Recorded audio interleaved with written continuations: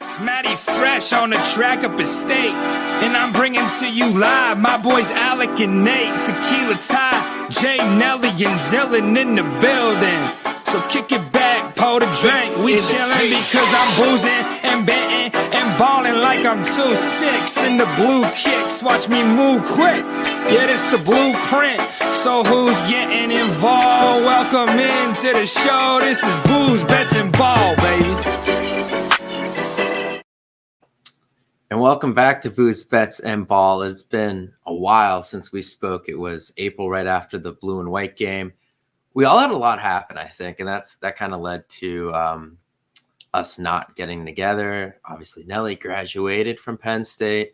Yes, sir. I moved. Nate got a new job. Tyler existed. So, a lot going on for everyone. But we're back to put together a little bit of a ragtag season preview. I know we're a little late on this. So we're going to be joined by Landon Tengwall in a little bit to get his thoughts on the team this season. But as we kind of did last year, we're going to go through the schedule first. I think last year we made the mistake of over-analyzing some teams in August that Penn State was playing in November, and those teams ended up being nothing like what they were by the time Penn State saw them. Even in September, I think we spent a good 10 minutes talking about Luke Altmaier at Illinois, and he threw 5 interceptions and got benched against Penn State, when I'm pretty sure we were talking about him being the third or fourth best quarterback Penn State was going to see, and he ended up being arguably the worst. So I think we're going to throw out trying to do that stuff this time. We're going to keep that for the actual week of the game when we have a better idea of what players and those teams look like. I just think that's a better way to go about it. I think most of our record predictions were pretty good last year. Everyone was in the 10-2, 11-1 range. Yeah. Obviously, they went 10-2.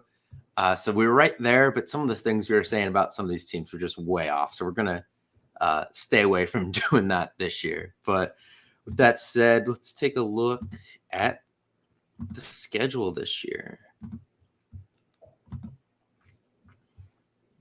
All right. So obviously Penn State opens up the season at West Virginia, highly anticipated game, big noon game. And then after that, got home games versus Bowling Green and Kent State. Kent State was the worst team in D1 football, I think, last year. They were 11-1, or I'm sorry, not 11-1, 1-11. Really bad team last year. So Penn State gets those two after West Virginia, which is a pretty tough game to start the season with, to be honest. Yeah. And we got the bye in between Bowling Green and Kent State. Yeah, really weird. I would rather prefer that be a little later. Maybe around. Okay, no. So they do have the other one around that USC trip, which is what I was worried about. So yeah, I think they're not going to give them one in November, really. So I guess it was best place to put it. But yeah, Penn State starts in a 4-game homestand. You get Illinois, who we just kind of talked about, and UCLA, one of the newcomers to the Big Ten. After that, this is an interesting stretch here.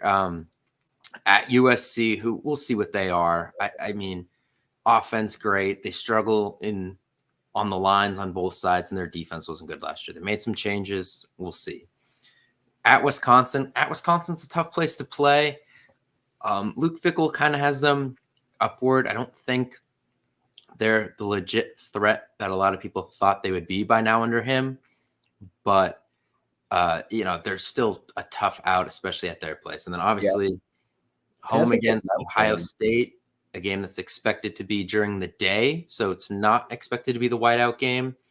Barring any injuries, this is by far and away the best roster Penn State faces this season. They spent a lot of money in NIL, bringing Downs from Alabama and Judkins from Ole Miss, and they brought in 8 quarterbacks, like Will Howard, Julian Sayin, all those guys are in there. It looks like Will Howard's going to start beginning of the year. Yeah. So that.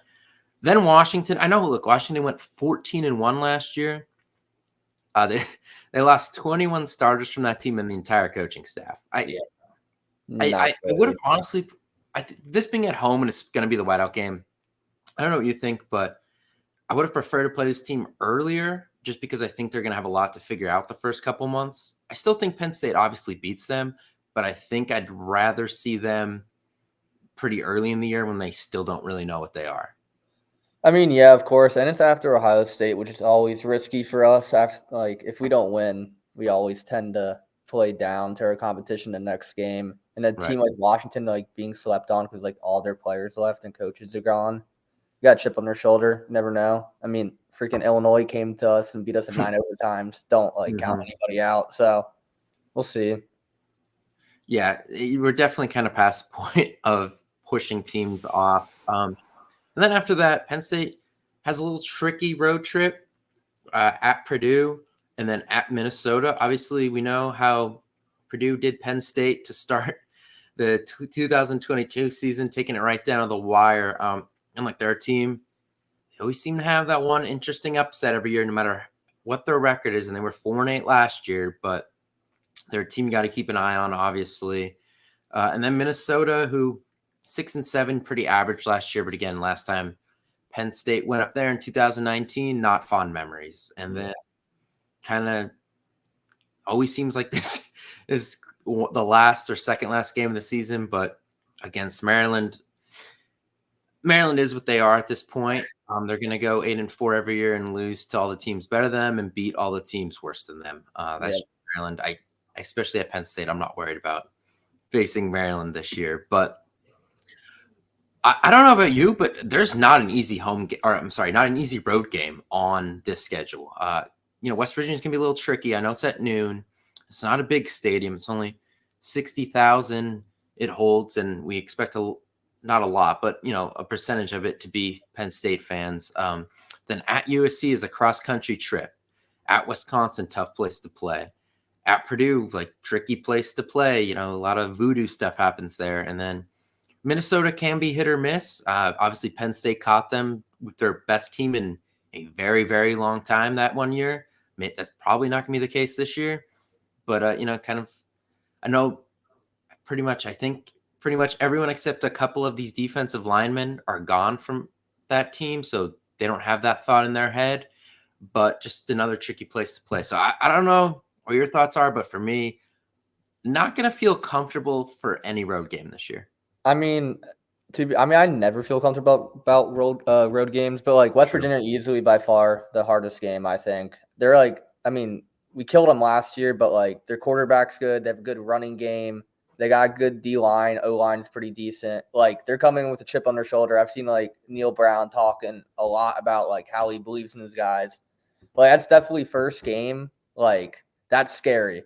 Mm-hmm. But honestly, like the teams that we're playing away, I feel like a Purdue, Minnesota, even Wisconsin, even USC, there's not like an elite team that we're playing away. Or like even, I wouldn't even say really any of them that is even like good. I feel like they're all pretty average teams. Right.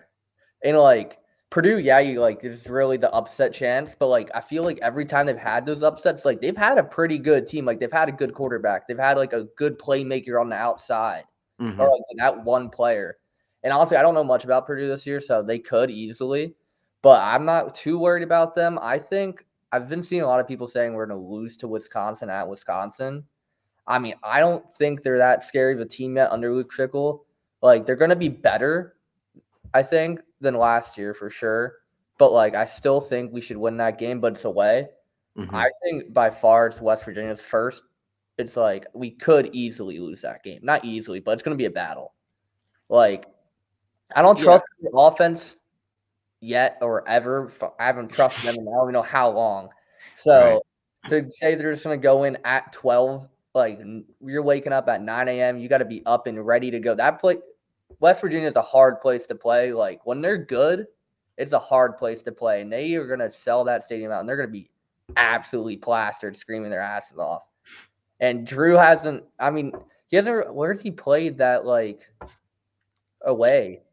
So 2022, he got into that Purdue game, obviously, for a little bit, looked decent. The drive obviously stalled. Wasn't really his fault. There were some drops. Played at Ohio State, noon game, very loud. Look, Ohio State, the shoe is almost double the capacity of West Virginia. Yeah. But he didn't play good. So I can't sit here and say that, he's performed at that level in a hostile environment, really. And then other than that, like Penn State, Not a lot of crazy road games last year. Like Yeah. Illinois was a dead one. Maryland was a dead one. They ran them out of there by halftime. Typical. Yeah, and Michigan State was neutral site in a dome. So, Yeah. there wasn't a lot to really go off of. So that is something we have to look at with Aller's hostile environments, because he's got a couple this year. He's got West Virginia, he's got Wisconsin, and he's got Purdue, who their fans get up for those type of games because they like being the spoiler makers. No matter how bad their record is, they're going to get up for that. So got some tricky places to play this year. I think it's nice they have the bye between USC and Wisconsin, because to go out to California, come back, and then have to go to a physical place like Wisconsin, and then you're looking forward to Ohio State the week after that. Wisconsin's definitely a trap game just because of that. I agree. I mean, Drew didn't play good at Ohio State, but like, I can't even blame him for that. Like, I haven't seen him actually on a true away game. Like, we're supposed to win at West Virginia. Like, I feel like that's gonna be the first big like test for him away. Like Ohio State, like, let's be honest, we were all expecting a loss away against that team. Like, we weren't expecting much from him. Did he play even what we like would want? No. But like, also, like, we haven't gotten into like all of our wide receiver problems and all that. So we can't blame it all on him. So I mean, we'll see. I do agree with Wisconsin is definitely the trap game on this schedule. If we're undefeated up to a point and there's a game we're going to lose before Ohio State, it's Wisconsin. I don't think UCLA is a big threat. Like, they aren't going to be that great. Illinois, no. Kent State, Bowling Green, like, whatever. West Virginia, if we get past West Virginia, we should be undefeated up to Ohio State. But if we aren't, it's because we lose to Wisconsin. Yeah, I feel the same way. USC is going to put up some points. I don't think they're physical enough on defense. I don't really know what their offensive line is going to be like. And we're going to talk about this with Landon, but I feel good about Penn State's defensive line as a whole for the first time in a really long time. I think we felt good about the defensive ends the last couple of years, but I'm ready to put the tackles in that equation too. So I think that's good against a team like USC that comes off as a little, soft, more of a 7-on-7 type team, not really a Big Ten team. You know what I mean? I think it's bringing in a team like Utah is a little more of a Big Ten style team than a USC or a UCLA, but it is what it is. They wanted the LA market, obviously. So we'll see with that. But yeah, I mean, the D line for sure, I think, is, if not our strongest point on the football team. And I mean, honestly, like, looking at Minnesota reminds, like, I went to that game in 2019 when we lost away there. And like, think like our front seven, the reason why we lost that game because of defense was because our secondary was so bad. Like, they were burning us, and our front seven was absolutely crazy with Shakatoni, Yeter, Micah. Like, we had a great front seven. And this year, I think we have a pretty good front seven again. But the difference is, I feel like even though our secondary isn't really proven, they are like studs. Like, they are gonna be good. Like, we got AJ Harris, Winston, Jalen Reed. Like, they've all played snaps. I mean, the only person that really hasn't played much is like Cam Miller, Zion Tracy. Like, they played in the Ole Miss game, and like that didn't go well. But I mean, also it's a big stage, and Ole Miss was playing their best players against us. So like, can't blame them. But like, I think like our defense is complete. Like, I don't really think there's any holes per se. There's like not elite talent everywhere, but I think there's good enough talent where we're not going to be losing games because one position's so bad. Yeah, I know I think Nate and I talked about this when we reviewed the bowl game, but Ole Miss was by far the best passing offense Penn State played last year. Couple that with a bunch of guys making their first career starts and Manny Diaz being gone. I'm not really surprised that they looked the way they did. I expect those guys to be a lot better this year. I don't look at that as a carryover into this year. I think, Tom Allen is going to be a fine defensive coordinator. I don't think he has the aggressiveness of Manny Diaz. I think he's a little more of that Brent Pry style where not so much an emphasis on sacks and turnovers, more let's contain guys, contain them, make them work for every yard, a little less chaos plays, a little more conventional. So we're going to see with that. But I don't hold that against them. I'm interested in linebacker depth. I'm like to get Landon's take on that a little bit, but there's not a lot of depth there. That is true. Yeah. Like they like Kobe King in the middle. Obviously, you're not going to get any complaints from me about him. Like steady player, smart player. He does his job. Yeah, not a freak athlete, but does his job. Probably not going to be a guy that gets highly drafted. But you have Tony Rojas, who like they think is a freak athlete. Yeah. You have Dom DeLuca, who does his job too. I don't think he's over the top anything special, but he has a larger role this year because Carter is with the defensive ends now, and Curtis Jacobs is in here. So those are two significant pieces, two starting pieces from last year that you don't have. And then you lost a depth piece in Kavion Keys, who got dismissed from the team recently, which doesn't help that unit. So like backups, you're not looking at them a lot, especially like Deion Wiley apparently had some injury problems.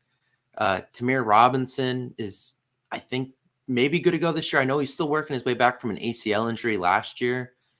So you're not totally deep at that position. You don't really bring anyone transfer-wise. Yeah. And I don't think any of the first-year guys they brought in are going to help there. I know Dakari Nelson apparently moved down a linebacker from safety just because how loaded that unit is, and he's a bigger guy. So maybe he's kind of this X-factor depth piece. Now, I'm not saying he's going to come out and be like second-team All-Big Ten, but I think he at least could be the guy to look to give you some quality reps as a backup because you're not going to survive with those three guys the whole season. Yeah. Yeah. So, and then on offense, we're going to talk about this in a few minutes, but I'm interested about the offensive line. Last year the offensive line had its ups and downs, a lot more ups, but we kind of knew where everyone was playing and who everyone was. Yeah. A lot of the starters were entrenched in there. So that's the big question mark for me there is what is going to be the rotation, especially early in the year, because I think the group you see game one against West Virginia and then the group you see in that Wisconsin, Ohio State, Washington stretch is going to be a lot different. So that's something I'm looking for there. But before we get into this, the breakdowns and questions, what is your roster, or not your roster, your record prediction for this season? I'll go. It's tough, dude. I want to say like 11-1 because I only want us to lose to Ohio State. But to be conservative, I'll go 10-2 with still making the playoffs. I think honestly we might lose the first week. I just don't know. Like I'm gonna ask Lane about our wide receivers. Like after hearing like Fleming, we got Fleming the transfer. Yeah, it's a huge pickup. But like if it's true that he's wide receiver 3, it's either Harrison Wallace and Liam Clifford got in a lot better really quickly, or we have an even bigger issue that we just got Julian Fleming and he's our wide receiver 3 now. Yeah. So it's like, how are we gonna keep up with USC doesn't have a great defense, but if they can score on us, are we gonna be able to keep up and score with them? Like if we get in a shootout game with our wide receivers as of now, I don't know if they could do great this year. I hope they do. But from last year's perspective, if they perform like that again, I don't know how Drew's going to do good. I don't know how our offense is going to score points. Like our O-line has been getting great recruits recently, so I'm not too terribly worried. And we've been actually developing our O-line pretty well recently, so I'm not too worried about them right now. If anybody, I'm worried. Our tight ends are going to be great. Drew has the talent to be good, but if no one gets open, you can only do so much. He's not a running quarterback. Like you can't just take off for 50 yards. So someone's got to get open, or we're gonna have issues.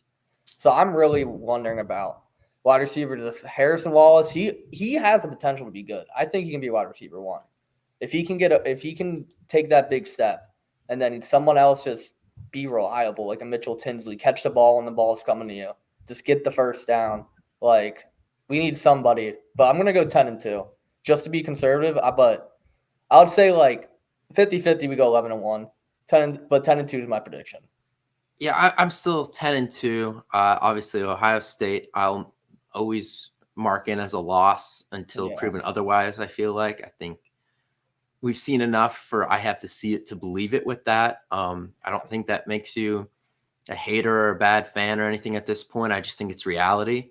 Yeah, it's getting to a So point. that's always going to be put in pen as an L for me from now on until I see otherwise.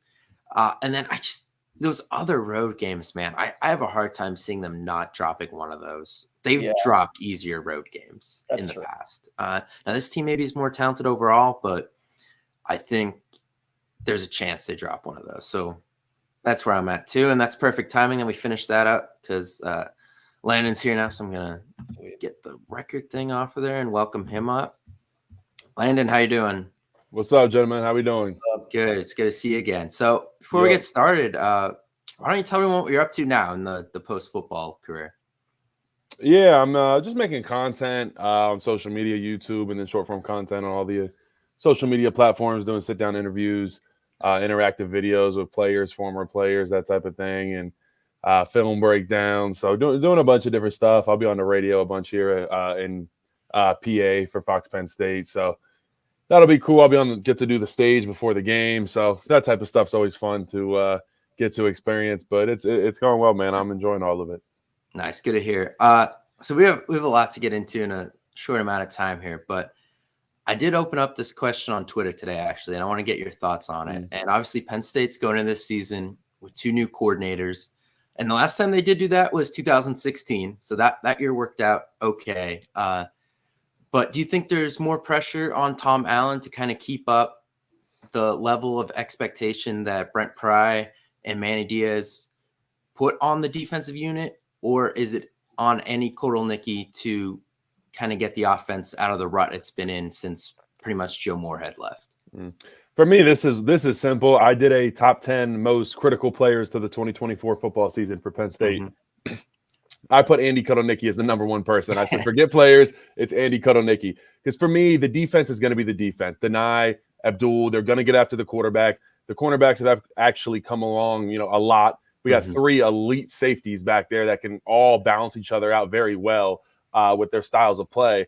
And, they're going to play. And then we got Tony Rojas and Kobe King, who I think is one of the most underrated people in all of college football. So I think the defense is going to handle themselves. That's why it's Andy Kotelnicki for me, just because he has to, do a little bit more with a little bit less than Tom Allen does, so to speak. So I think that's a big piece of it. And I think a big part of it, too, is Andy Kotelnicki making the game easier for Drew Aller, giving him easier reads, getting guys more open. And there's a lot of ways he can do that with pre-snap motion, different formations, off balance, all type of stuff. So there's definitely ways he can help Drew Aller out. And I feel like that was a big theme of last year, too, was Drew Aller was not helped out. He wasn't helped out by his receivers, and he wasn't helped out by his offensive coordinator being, put in a good position to succeed, not only in some instances where he had to throw a ton and not be able to rely on his run game like a lot of other quarterbacks are able to do, but, also just the plays, the guys, there's not that much separation. The scheme wasn't there. You didn't really feel any excitement coming out of the offense.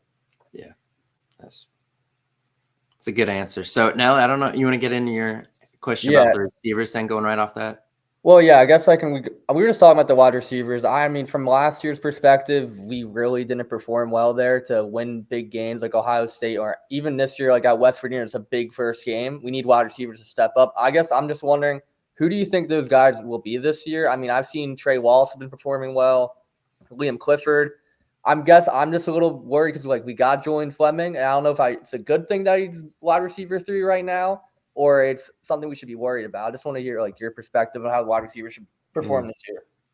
Yeah, I think it's a group that, obviously we didn't get a mega star out of the portal to bring him in. But at the same time, Julian Fleming was a good get. He's a veteran guy. And if anything, he impacts the room and impacts the culture in a way that he's bringing guys along of, hey, this is how we do it with almost an NFL-like mindset. So I think that's the first thing with Julian Fleming. But then as far as the other wide receivers, I do think it'll be Trey Wallace and Liam Clifford that are going to be the 2 main wide receivers.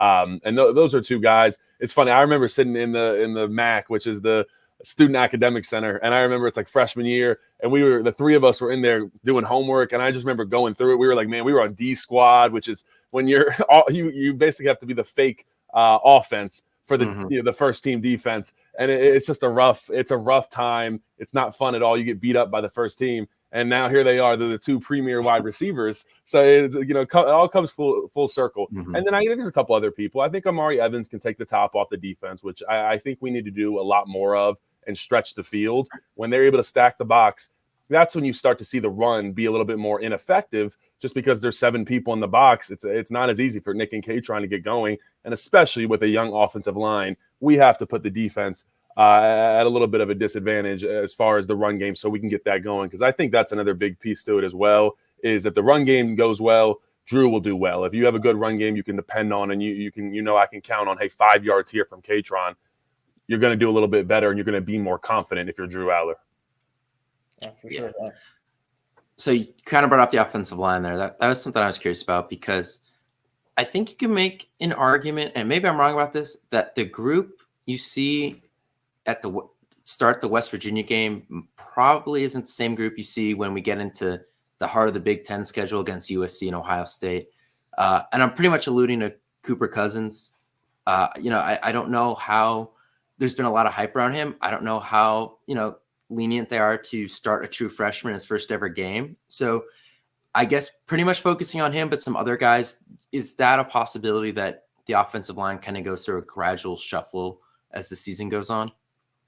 Yeah, I think it's definitely possible. There's definitely a lot of spots of competition, and Coach Franklin's talked about it with Anthony Donka and Nolan Rucci battling it out at right tackle, and even went as far to say there might be multiple tackles all playing at once. So, yeah, I mean, that definitely – equates to the fact of there's going to be, if someone has a down game, the next guy might get to start the next game, and then it might rotate. It's definitely it's hectic for a player to be in a position battle the whole year, just because you're constantly looking over your shoulder. Like, if you just have that feeling, if I mess up, I'm gonna get taken right out. So I think there'll be some of that on the offensive line, which, I mean, the good news about competition is that it builds depth. So there will be a lot of guys with game experience and that will gain game experience from this coming year. But talking about Cooper Cousins, he's working a lot at guard as well. Okay. I think the team really is confident in Nick Dawkins, with him being a captain, 5th-year center, pretty much is the main leader of that team.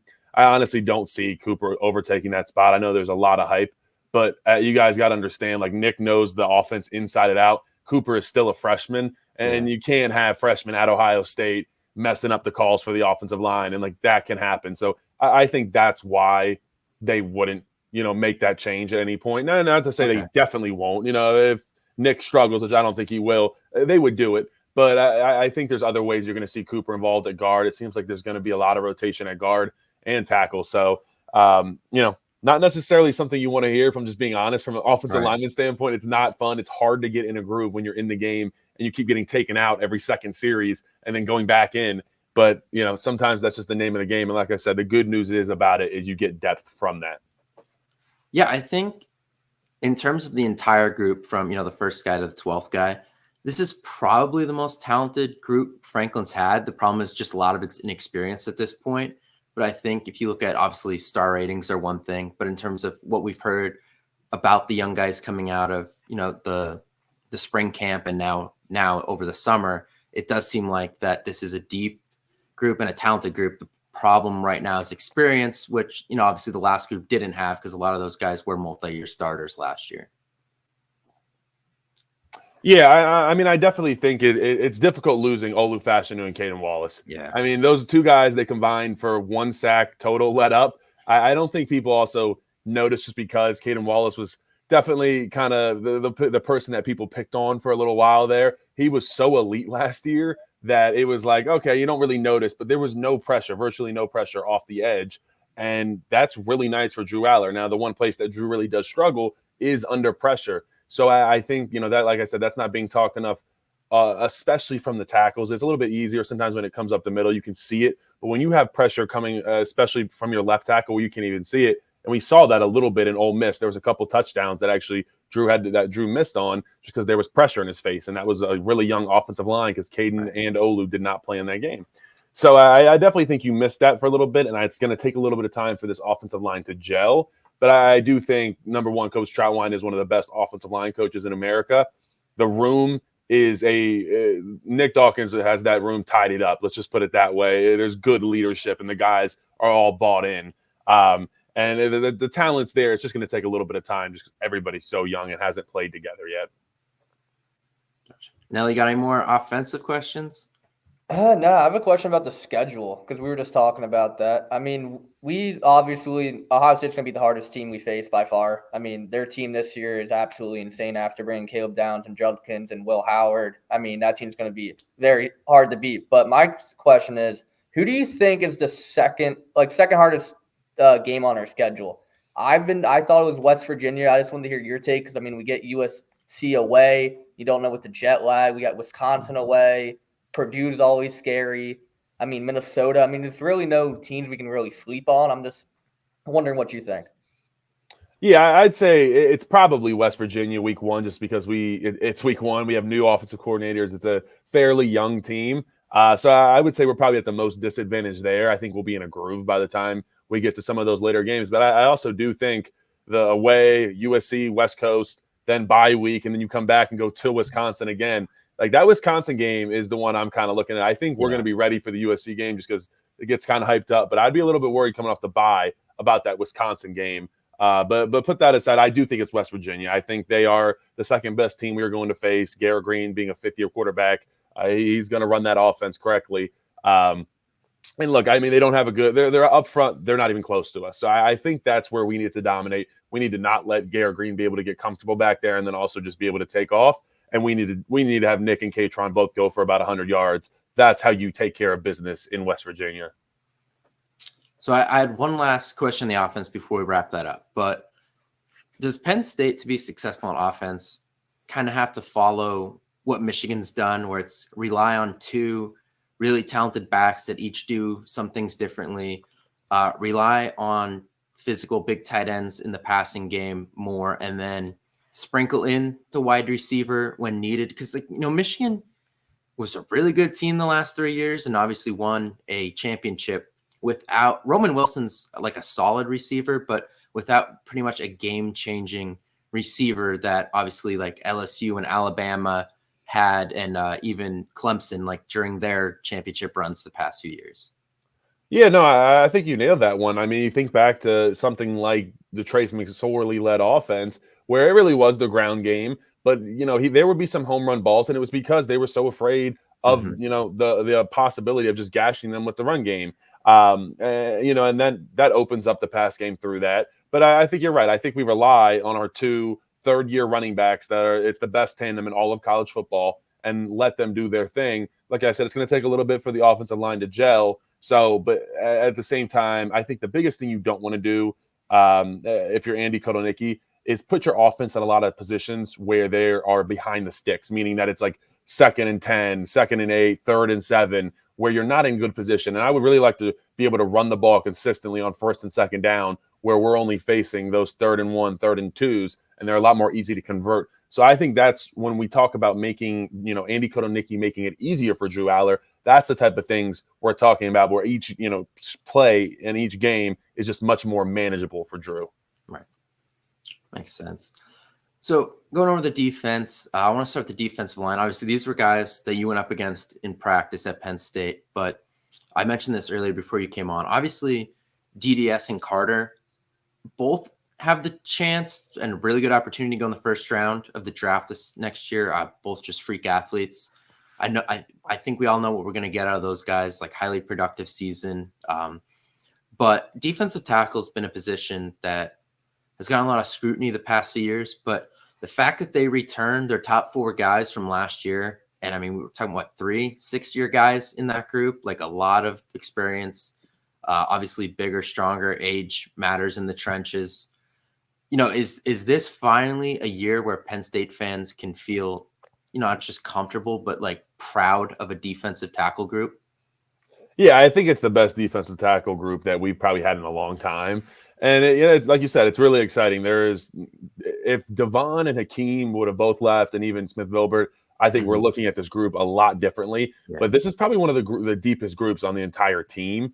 And then you even think, I mean, it's a little bit scary looking to next year, thinking about how many of them could be gone. But I mean, Zane Durant, Devon Elise, Hakeem Beamon, Smith Vilbert, Keziah Izzard, probably all could be gone after this year. The one I'm most excited about is Zane Durant. NFL scouts love him. He is what the defensive tackle is nowadays. Not super long, stout, really, really strong. It was never fun going against Zane Durant. I can promise you that.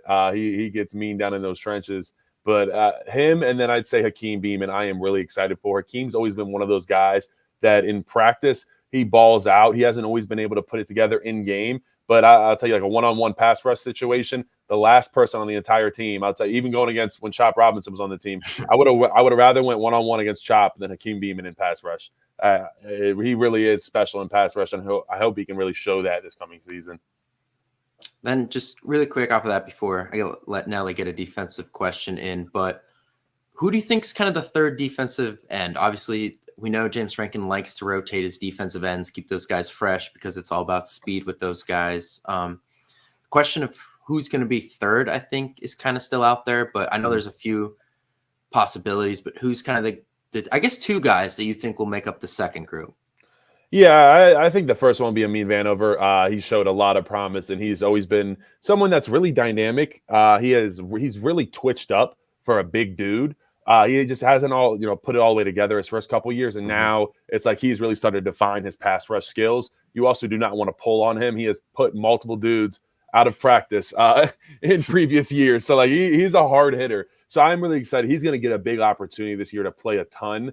And then I think there's a couple other guys. I also think there's the possibility Smith Vilbert can also hop out of defensive end. That's something we've seen. I'm gonna be honest. One thing that I would like to see, I don't think this is going to happen, but Hakeem Beamon out of defensive end makes a ton of sense, especially in those rush packages where we have three guys and then you might bring a 5-up look, a 7-up look. But he is really just one of our best pass rushers on the team, and he played defensive end a lot my freshman year in practice. He was not fun to go against. Me and Olu Fashanu had a rough time. He is really, really good off of the edge. So honestly, I'd even think about seeing him out there possibly. But then there's a couple young dudes. I do think man from McDonough going into his second year, Mason Robinson. Yeah, I think Mason Robinson will also get to see some pretty significant play too. Nice.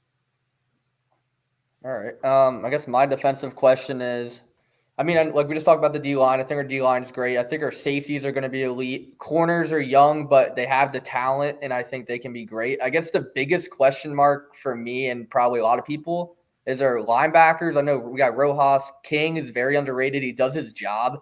You get no complaints from me there. We got DeLuca.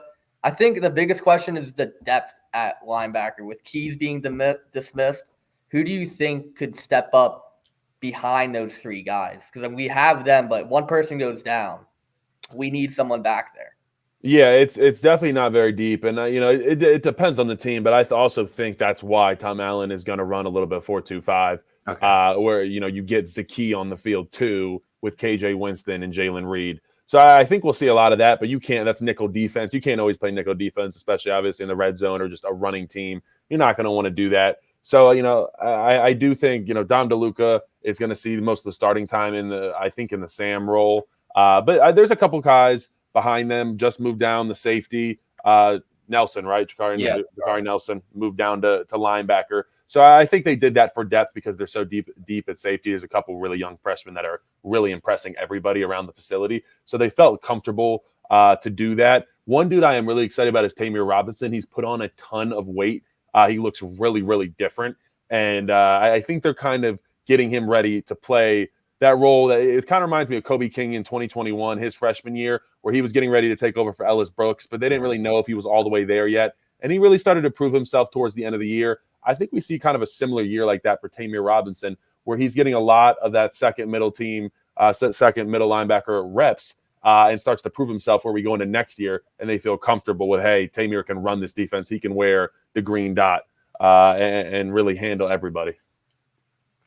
I guess my last defense question is, obviously brought in a couple transfers, Harris and the guy from Florida, his name's escaping me. Do you think they're going to rely on those two guys right away? Or obviously guys like Zion Tracy and Cam Miller got thrown into the fire more or less in the Ole Miss game. Is it like 50-50, or are they going to rely heavily on, either the transfers or the guys that have been here right away? Yeah, Jalen Kimber and AJ Harris have, really done a good job, especially AJ Harris had a great spring game. So I would look to them probably being more likely to get the nod. I think Cam Miller and Zion Tracy, I mean, they definitely did a little dirty in that, that being pretty much their first start against the best passing offense in all of college football. That was hard. And I think there was a lot of times where even the announcer started to pick on Cam Miller. And it's like, look, I get it. Like, they're going at him and they're completing the ball. But Cam's in a good position every single time. Like, it wasn't like he was getting whooped. It was just the receiver making a play and Dart was delivering. So I wouldn't count either of them out yet. And then I also think Elliott Washington is someone who bench presses like 400 pounds. He runs a 4.39. He is someone that can be really impactful as well. So I think and James Franklin said, I think he said I got five or six cornerbacks that could all start. That's the type of confidence that he has in that cornerback room. Nice. So I guess to wrap this up here, kind of a couple like trivial type questions, but offensive MVP, defensive MVP, who would you go with today at the end of the season? Offensive MVP, I'll go with Tyler Warren. I think he's going to have double-digit touchdowns. Him and Theo both had 7 touchdowns last year. I don't think there's going to be that. I don't think the load is going to be as even this year with whoever is tight end number 2, whether that's Dinkins or whether that's Rappleyea. I don't think it's going to be as split up. I think Tyler goes over 10 touchdowns and is going to be that guy that Drew Aller can always trust to bail him out. Take a look at Ole Miss game, for example. And then as far as the defensive side, man, I would probably have to go with Abdul Carter. I think he can just completely change. Him moving down from linebacker down to defensive end can completely change this season. For me, I feel like he can really replicate what Chop Robinson was. And honestly, Denai is a lot like Adisa. It's kind of like deja vu, where it's just a complete reload of 2 guys that are very similar. One's twitched up and a little bit better of an edge rusher. The other guy's bigger, better in the run game, but can also rush the passer. So I think there's a lot of the same there. And the good news about that is, offenses can't fully focus in on one. They can't try to, double team one and the other one's going to come through. So I think Abdul, just because of his athletic ability and just being able to say, go hunt, take all of the thought out of it. The linebacker, where there's a lot of reads and keys. As a defensive end, you are just going after the quarterback. I think that's going to be his natural position and somewhere he's going to succeed even more than he has at linebacker. Nice. Yeah, I mean, I'm excited to see him move down. I think what was mentioned is if Micah Parsons came back in 2020, they were going to try the same thing with him. So we kind of get to see it happen this time, which I'm excited about. I think a lot of people are. I'm not going to ask you if this team wins the Big Ten because the tiebreaker stuff for that seems very confusing right now. So I think you could be an 11-1, 10-2 team and not make the Big Ten championship game. But obviously 12-team playoff this year now. Do you think this team has enough horses to get in? Obviously, it looks like 10-2 probably does it as long as those are good, quote unquote, good losses. Ohio State and then a road game, I would say is probably the best outcome if you're going to have 2 losses. But do you think this team does have the horses to at least make the playoff? Yeah, I think so. I think if you don't make the playoffs, it's a pretty bad year because that means you'd lose at Wisconsin or at USC together or at West Virginia plus USC.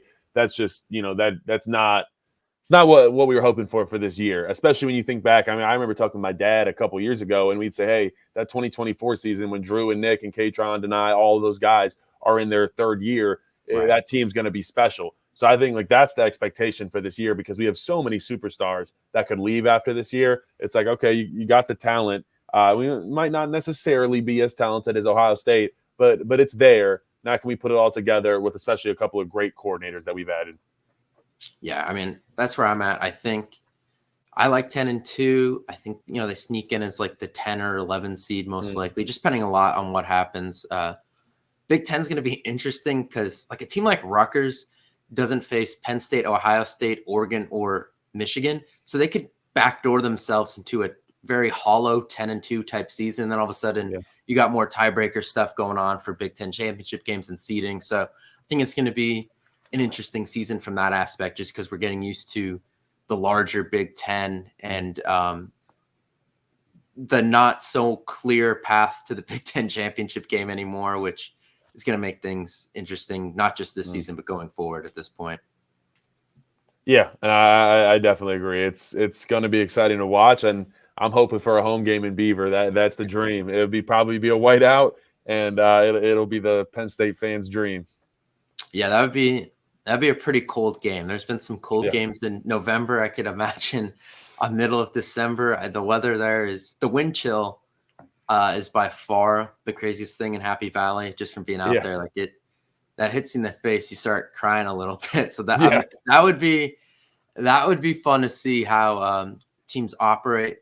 And I think it's a good point then, not to drag this out now, but to be able to run the ball. Because those are going to be very cold games. You know, you're starting to get into what successful NFL teams do in the playoffs is they run the ball well because it's very cold in the NFL playoffs. You're going to start to see that now in college, I think.